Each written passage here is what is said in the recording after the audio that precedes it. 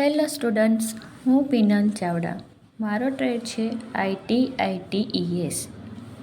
આજનો વિડીયો છે ક્લાસ 9 માટે. ITES એટલે કે માહિતી ટેકનોલોજી આધારિત સેવાઓ, જે આઈટીનો ઉપયોગ કરીને લોકોને સેવાઓ પૂરી પાડે છે, જેમ કે BPO. તો BPO શું છે? BPO કઈ રીતે કામ કરે છે? BPOનું પૂરું નામ શું છે? તેના વિશે આજે આપણે ચર્ચા કરીશું. BPO સેવાઓ શું છે?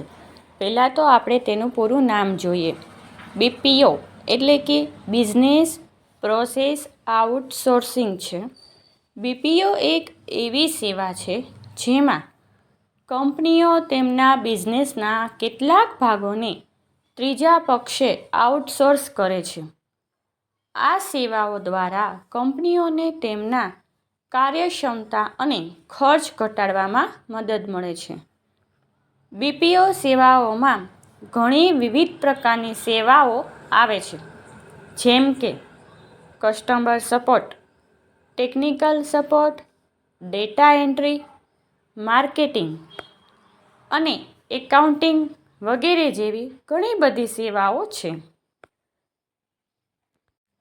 BPO સેવાઓની વિગતો જો આપણે જોઈએ તો પહેલું છે કસ્ટમર કેર.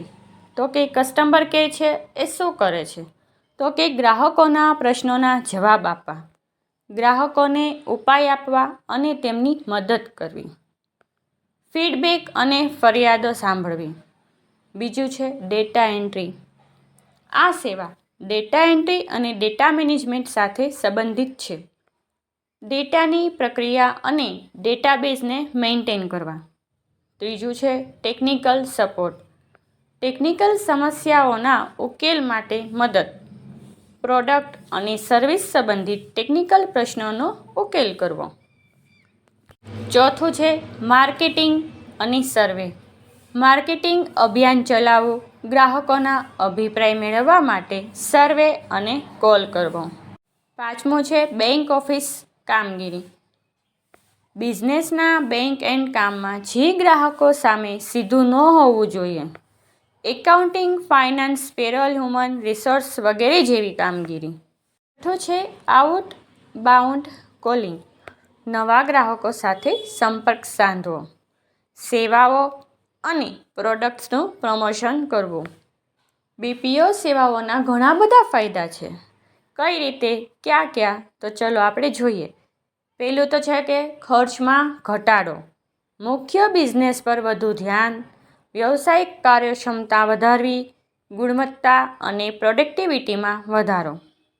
હવે આપણે જોઈએ કે ગુજરાતમાં BPO ઇન્ડસ્ટ્રીનો વિકાસ. તો કે ગુજરાતમાં BPO ઉદ્યોગ ઝડપથી વિકસી રહ્યો છે, ખાસ કરીને અમદાવાદ, વડોદરા, સુરત જેવા શહેરોમાં. ગુજરાતમાં ગુજરાતીઓની બહોળી ભાષાકીય ક્ષમતાઓ અને કુશળ મજદૂરને કારણે BPO ઉદ્યોગ વિકસાવવામાં સહાય મળી રહી છે.